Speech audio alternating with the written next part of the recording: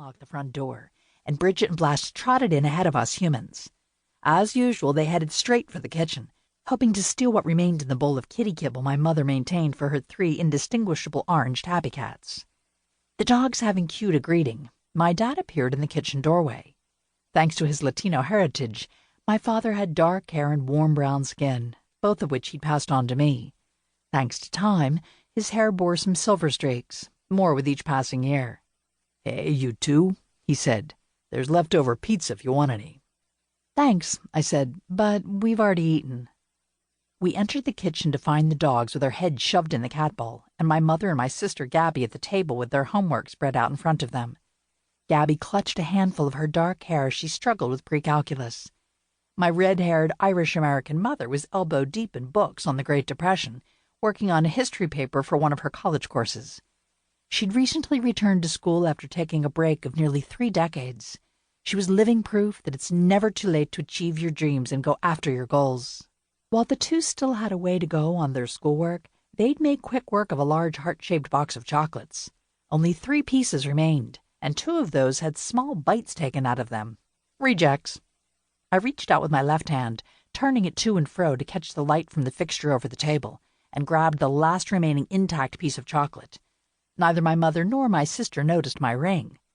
Good thing they aren't aspiring detectives. I took a bite of the candy. Dark chocolate-covered coconut. Yum! I eyed my sister. "Is this candy from TJ?" "Don't ever mention that name again!" Gabby broke down into a blubbering mass and bolted from the room. Apparently my question had been a wrong one to ask. I looked to my mother for answers. "Gabby and TJ broke up today," she said. "He met some girl at a debate tournament and called things off." So my little sister had been dumped, not only on Valentine's Day, but also on the day I'd gotten engaged. Talk about bad timing. "I'll go talk to her." I turned to Seth. "I'll be back in a minute." Dad pulled open the fridge door. "That'll give us guys a chance to have a beer." He retrieved a couple of bottles of Shinerbach and handed one to Seth. I walked down the hall to the room Gabby and I had shared before I left for college. I rapped softly on the door. "Can I come in, Gabs?" "Only if you promise not to tell me there's more fish in the sea." While our mother and father had always tended to the physical needs of my siblings and me, they weren't necessarily the best at responding to our emotional needs. Like many parents, they relied on stale platitudes in an attempt to quickly resolve problems they didn't have time for, rather than truly listening and empathizing. That's why, when I'd been frustrated by my childhood stutter, I'd ended up pounding rocks with a hammer on the back patio. Why I'd disappeared into books where other children suffered but found creative solutions to their problems, or didn't solve them but learned to live with them. Bibliotherapy had done wonders for me. Still does. I opened the door, stepped into the room, and closed the door behind me. Though my twin bed remained pushed up against the far wall, the space was all Gabby's now, and she'd covered my bed with books and rumpled clothing she'd been too lazy to toss in the hamper.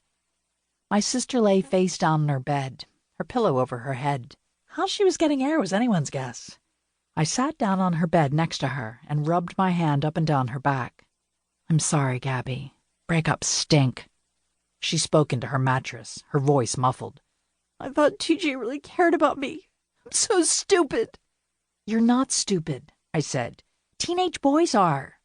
You have any idea how many of those idiots I deal with every day?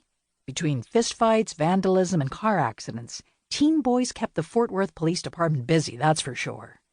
Gabby rolled onto her back. "TJ is sort of stupid.